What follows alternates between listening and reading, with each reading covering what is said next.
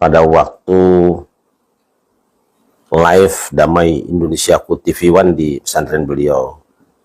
Saya ngobrol berdua karena melihat fenomena munculnya kelompok-kelompok di NU dan ada rasa kekecewaan sebagian perilaku di pengurus NU.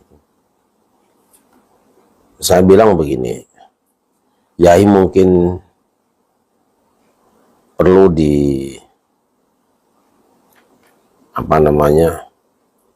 dibuat atau perlu diadakan istilah NU kultural.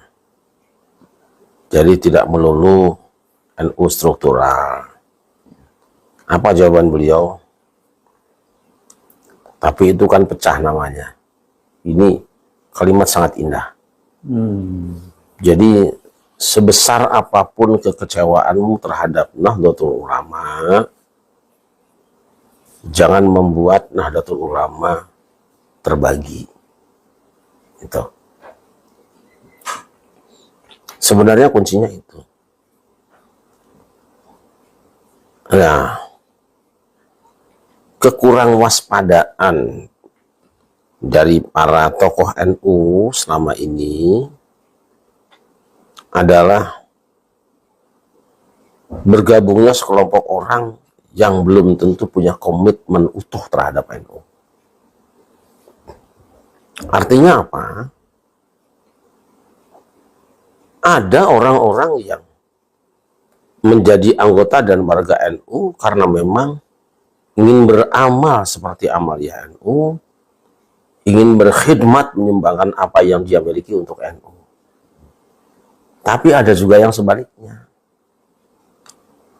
Ada orang yang masuk di rumah NU, dia bukan tukang cat, dia bukan mau ngepel, dia bukan mau ngisi tambahan air minum, tapi justru mau bukain lemari, ngambil isi-isinya. Saya kira paham ya? Iya. Jadi ada orang yang masuk ke NU karena ingin menyumbangkan apa yang dia miliki untuk NU. Ada orang yang masuk NU ingin beramal bersama-sama dengan para ulama NU. Tapi ada juga orang yang masuk ke NU ingin mengambil manfaat dari NU. Nah, yang terakhir ini terbagi dua. Ada yang manfaatnya ukhrawiyah, artinya memang dia ngalap barokah dari para kiai NU, tapi ada juga yang ngambil manfaat duniawiyah untuk menaikkan pamor dirinya, gitu, untuk menaikkan harga kelompoknya.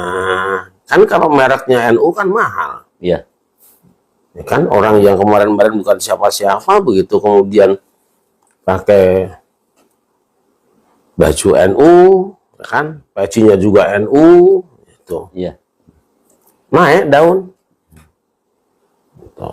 Karena memang kendaraan ormas terbesar di Indonesia. Iya. Bahkan di dunia, Pak. Di dunia ormas paling besar ya NU. Iya. Kalau NU mau bikin negara cukup. Iya. Cukup, Pak. Anggap saja sekarang NU berkumpul di seluruh Indonesia di Pulau Jawa gitu. Ya. Jawa, lalu deklarasi gitu. Negara NU.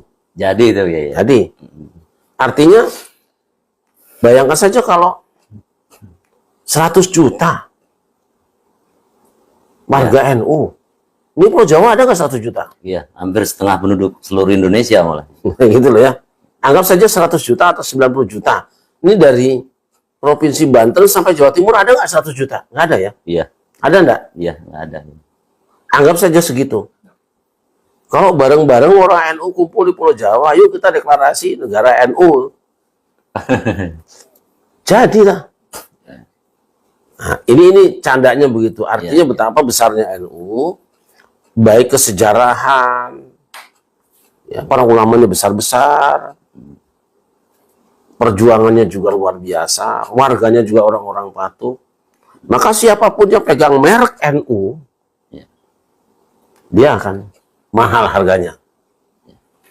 Nah, para pengurus yang kemarin-kemarin itu kurang waspada. Tidak ada litsus. Seharusnya orang kan jelas. Kalau orang masuk di NU misalnya, harus ada komitmen. Jangan rangkap ormas. Orang yang sudah aktif di satu ormas, kalau bisa ya jangan di sini. Ya. Ya kan? Dan kalau kedapatan aktif di satu ormas yang lain, stop di sini. Itu paling aman. Kan ada partai dua misalnya, orang berada di partai ini. Begitu ketahuan dia gabung sini, pecatnya. Ya. Gitu loh. Kecuali kalau di sini cuma kunjungan atau undangan saja. Tapi kalau aktif full di sini, gitu loh. Misalnya seperti itu. Nah, kita kembali ke masalah tarekat. Ya. Tahun 2019 atau 15 malah saya. Ya, 19 lah. Kira-kira 19. 2019.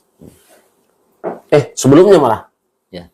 Perkiraan 2015, Kiai Khalwani kesini mampir, kemudian saya temui di BSD. Saya sudah ngobrol, bercerita tentang yang terjadi hari ini. Ya. Ini mudah-mudahan Kiai Khalwani masih bisa menonton kita. Kita ngobrol. Dia bercerita tentang berbagai hal tentang Thariqah. Saya bilang, kalau begitu berarti Kiai Khalwani yang paling layak untuk pegang jatman lah. Mohon berkenan. Insya Allah beliau masih ingat di BSD. Kita ketemu juga di Depok. Itu yang saya sampaikan. Ya. Alhamdulillah sekarang sudah. Ya. Karena beliau tahu penyimpangan sejarahnya. Kan? Banyak hal lah. Nanti saya hanya akan berbicara dengan orang-orang yang selama ini pernah saya bicara supaya terbuka benar apa tidak saya pernah mengatakan ini. Jadi kalau saya bicara tentang si A misalnya, saya ingin di hadapan dia. Ya. Tentang si B di hadapan dia. Kalau ngomong dengan antum kan mungkin, Ya. ini orang bohong kali ini. Nanti ketemu orangnya kita tanya, ya enggak? Ya. Saya sudah banyak bicara dengan Kiai NU, di PBNU juga berbicara banyak hal. Hari ini terjadi semua. Kekhawatiran kita terjadi semua hari ini. Nah, untung beliau-beliau masih hidup sebagiannya, dan kita bisa tanya, ya apa tidak. Nanti satu saat kita pada Suka TV, kita bertemu dengan beliau-beliau, nanti saya ngobrol dengan beliau, tanya, iya enggak saya udah bicara. Kenapa tidak dilaksanakan? Saya bukan kapasitas sebagai orang pengurus NU kan, siapalah kita kan. Ya. Tapi sebagai rakyat kecil kita kadang-kadang melihat sesuatu dari bawah, kalau di atas nggak kelihatan. Ya kan? Orang lihat dari atas rata aja. Saya lihat ini terlalu tinggi. Oh ini terlalu rendah. Karena saya berada di dataran. Misalnya nanti kita akan bicara dengan beberapa tokoh tentang apa yang pernah saya sampaikan pada mereka. Benarkah saya pernah mengatakannya? Lalu apa jawaban Anda? Nanti akan saya sampaikan. Nah termasuk ini. Nah masalah Thariqah itu masalah ibadah, masalah hati ya. Apapun alasannya hari ini Thariqah dipecah di Indonesia. Dan pelakunya jelas kok. Ya. Jangan sampai sekarang ini, saya tidak terpilih di NU misalnya, saya bikin wadah tersendiri. Karena kemarin ada orang yang berambisi menduduki jabatan syuriah di NU, kemudian tidak terpilih, bikin wadah sendiri, yang diambil orang NU juga. Ini yang bodoh-bodoh ini mau aja. Saya bilang bodohlah kalian yang mau diajak-ajak di situ. Ya. Sekarang ikut yang ada ini sudah tidak terpilih lagi, bikin lagi, ikut juga ada juga yang bodoh-bodohnya ikut juga. Gimana kalian itu sih? Saya bilang bodoh aja lah, mau bilang apapun juga. Makanya saya bilang hari ini istilah sufi bukan lagi gambaran suci. Sufi itu sumber fitnah hari ini. Allah. Kita tidak tahu mana guru mursyid, mana guru sirkus, saya tidak tahu. Nah, teringatlah kita kemudian dengan Buya Dimyati, teringatlah kita dengan Batul, teringatlah kita dengan Abah Hanum Syebul Afat Hajun Alifin, teringatlah kita dengan guru-guru soleh-soleh yang selama ini begitu tulus ngurus Thariqah. Ini Thariqah jadi barang mainan hari ini. Barang mainan. Masuk Thariqah rebutan. Seharusnya tidak ada jam'iyah. Itu aja konkretnya oleh saya. Kalau perlu jangan ada Thariqah, jangan ada jam'iyah. Karena Thariqah itu rahasia. Amaran batin yang harusnya dirahasiakan. Ini kok toreko pamer-pameran. Ya kan unggul-unggulan. Loh, gimana ini? Itu kan ibadahmu pada Allah, urusan hatimu dengan Allah. Sembunyikan.